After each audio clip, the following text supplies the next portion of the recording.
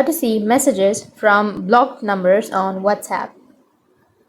So if you want to see messages from blocked numbers on WhatsApp, then what you need to do is first make sure that you have a stable internet connection.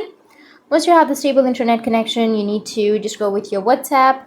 After opening your WhatsApp, now for example, if I want to block this person. Now after blocking this person, if you want to see the messages that you've received from this blocked person, then unfortunately you won't be able to see the messages, because once you've blocked, you won't receive any messages.